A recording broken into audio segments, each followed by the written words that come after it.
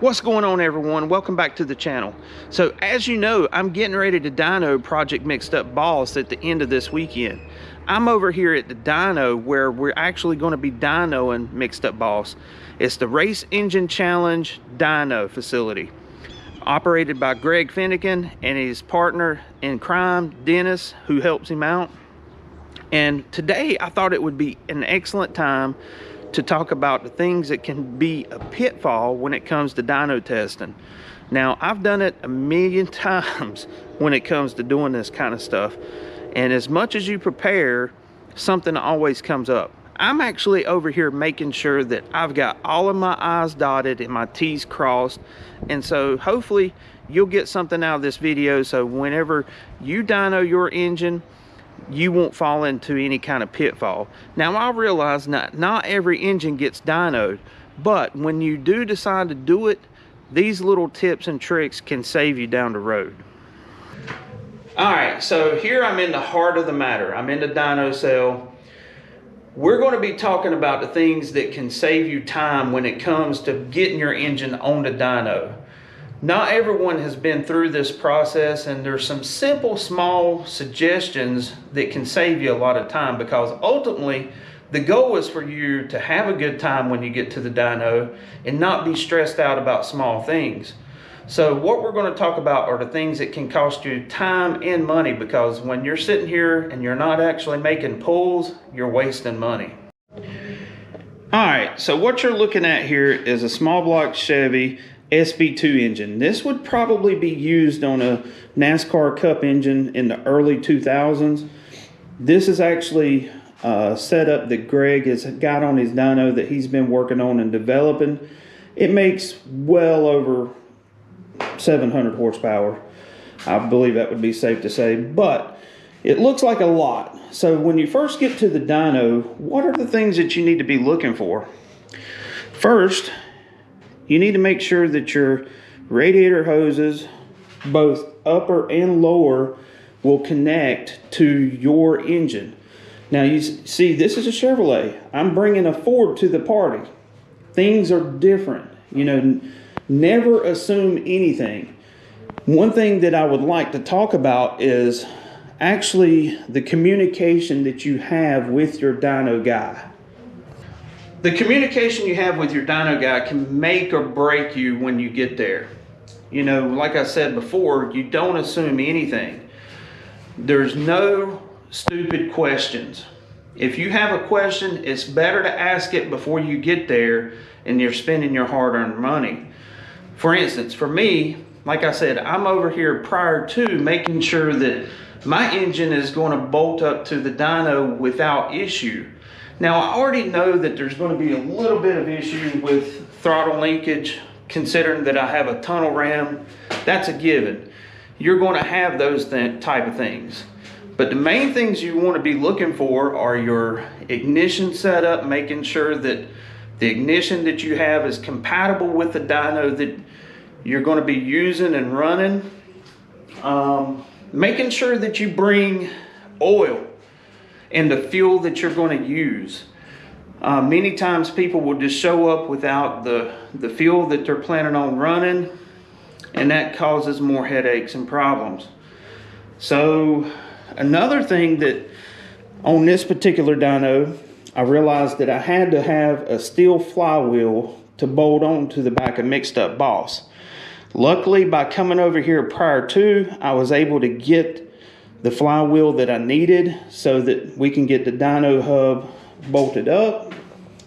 And as you can see, this dyno is actually a power mark. Is that correct? You know, where the SF902 is kind of like industry standard, this is above that. This thing is so capable as far as data acquisition. It's unreal what can be done here. One benefit that I'm going to have on my engine, these wires right here are actually knock sensors bolted to both heads. And one of the reasons that is so important is since I'm going to be running 93 octane pump fuel in Project Mixed Up Boss, this is going to tell the story as to whether it's really safe to do it or not. So yeah, just something to think about.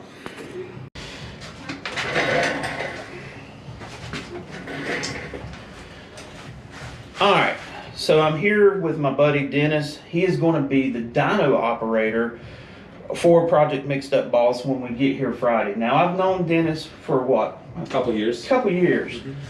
So, in your experience of doing these things or this kind of testing, what are some of the pitfalls that people fall into when it comes to bringing an engine for the first time?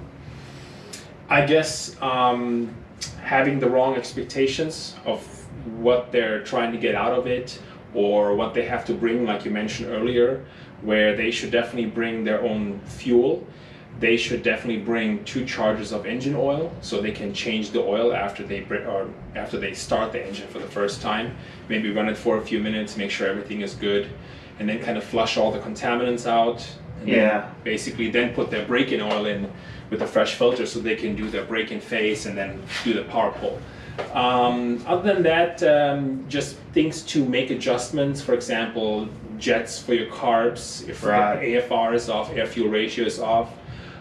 Maybe different springs and bushings for your MSD distributor to adjust the timing, the curve, and all those things. Yeah, that will be the main thing. That's another thing I'd like to point out. You know, depending on which dyno you go to, they may particularly only deal with carbureted setups or maybe fuel injection setups. So these guys right here, they do both, but it's still worthwhile to make sure that you talk to them to find out if you do need to bring jets, if you do need to bring all of the extra amenities that you would normally run out on the track, because you're going to have to make those changes here in the room. And certain dynos are going to be set up differently, you know, whereas someone who does all fuel injection stuff, they're not going to have carburetor jets laying around for you to swap out. Probably not, yes. Yeah. Mm-hmm.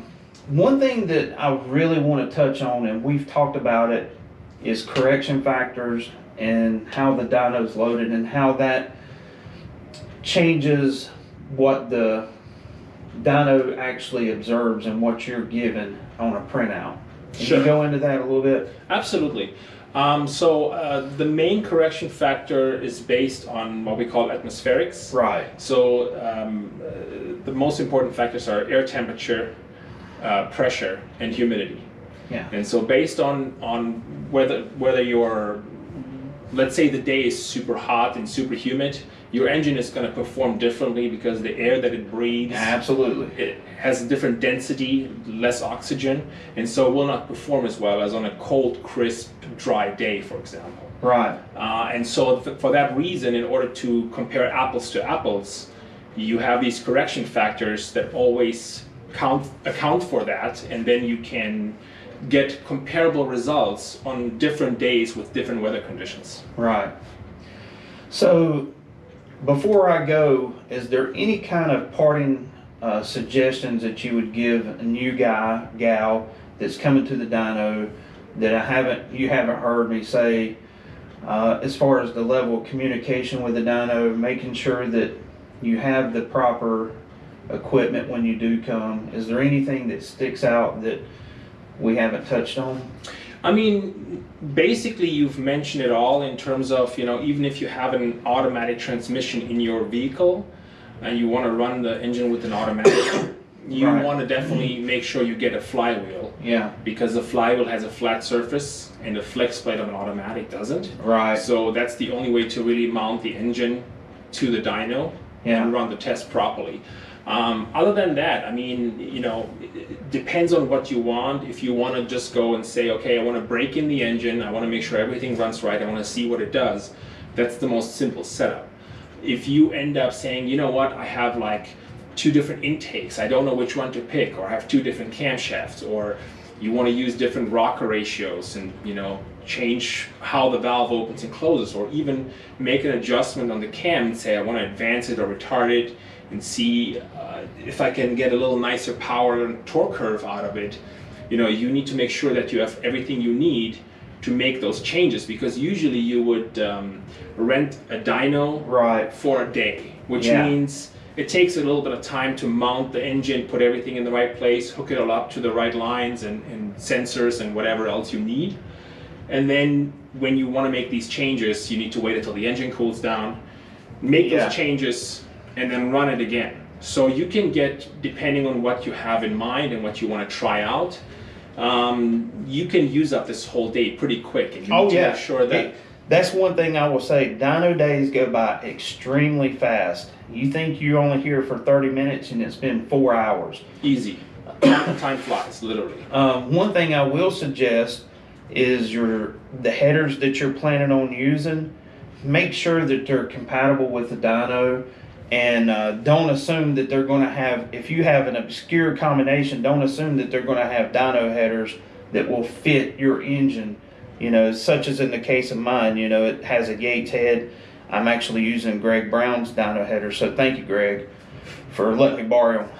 But Dennis here is going to be starting his own YouTube channel coming up pretty soon. I don't know when. Him and Greg, the owner of the Race Engine Challenge dyno here, they're going to be doing some really cool projects. And whenever that happens, you will hear about it from me first. And that way you can go over and check these guys out. But Dennis, I appreciate you talking to me, man. Very welcome. I'm looking forward to seeing this thing either go all epic or all fail come Friday. But I believe it'll be all epic. I believe so too. Yeah. Thank you, man. No problem.